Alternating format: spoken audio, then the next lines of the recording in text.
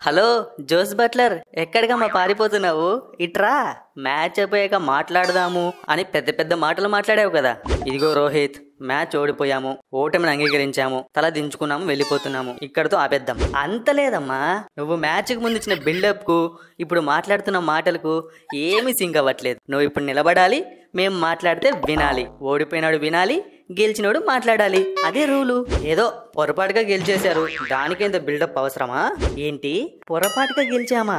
103కి all out అయ్యారు మీరు, మేము 68 రన్నులతో గెలిచాము.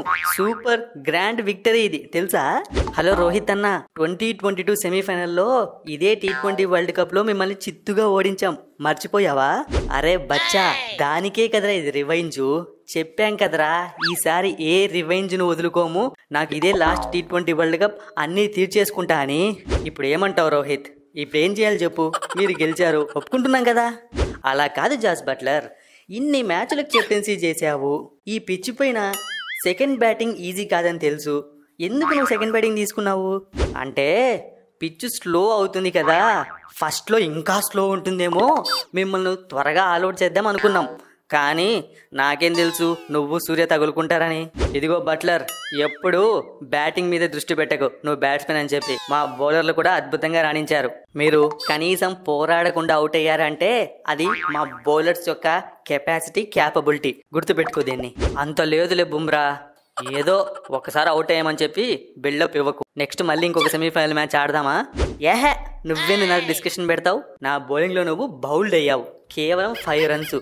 మ్యాచ్కు ముందు నన్ను ఎగరేస్తంతా, నిలబడేదంతా అని పెద్ద పెద్ద మాటలు మాట్లాడావు. ఏమైంది? చివరికి బక్క బోర్లా పడ్డావు. అందుకే ఓవర్ కాన్ఫిడెన్స్ ఉండకూడదు అనేది. సరే, ఇదేమి లాస్ట్ T20 వరల్డ్ కప్ కాదు కదా, ఇంకా T20 వరల్డ్ కప్లు చాలా ఉన్నాయి, వరల్డ్ కప్లు చాలా ఉన్నాయి.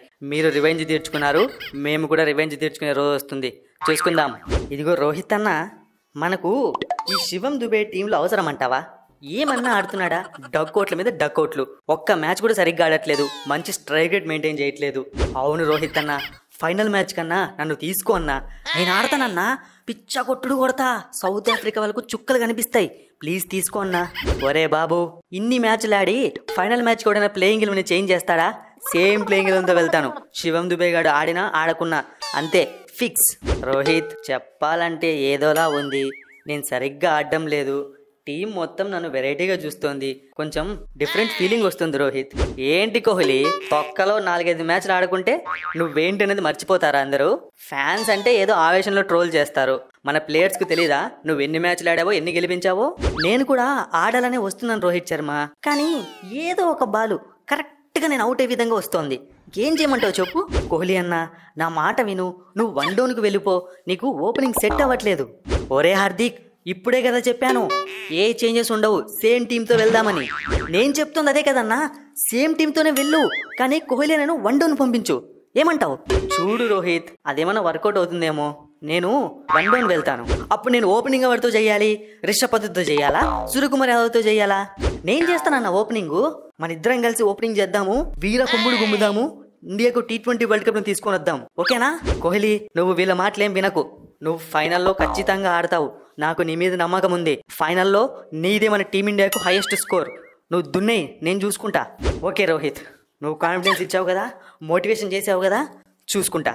ఇక ఫైనల్ మ్యాచ్లో, ఇంపార్టెంట్ మ్యాచ్లో ఆడి ఈ కోహ్లీ ఈజ్ బ్యాక్ అని ఒక న్యూస్ వచ్చేలా చేస్తా, న్యూస్ పేపర్లలో, టీవీల్లో. ఒరే శివం దుబే, ఒకసారి ఇలా రారా. ఏంటి రోహిత్ అన్న, వాట్ ఈస్ ద ప్రాబ్లం? నీ మొహానికి మళ్ళీ ఇంగ్లీష్ ఒకటి. ఏం ఆడుతున్నావురా నువ్వు? చెన్నై సూపర్ కింగ్స్ టీం అంటే ఎగిరెగిరి కొడతావు కదరా, ఇక్కడేంట్రా మరి ఘోరంగా ఆడుతున్నావు? డక్అవుట్ ఏంట్రా మరి చీప్గా? అన్నా, నీకు తెలుసు కదా పిచ్చు బౌలింగ్ కి బాగా సెట్ అవుతోంది, తీరా చూస్తే నేను బ్యాటింగ్ వచ్చేలోపు ఫాస్ట్ బౌలర్స్ బౌలింగ్ చేస్తున్నారు, ఫాస్ట్ గా రన్స్ చేద్దాం అనుకున్నాను, అవుట్ అయిపోయాను, అంతే కదా.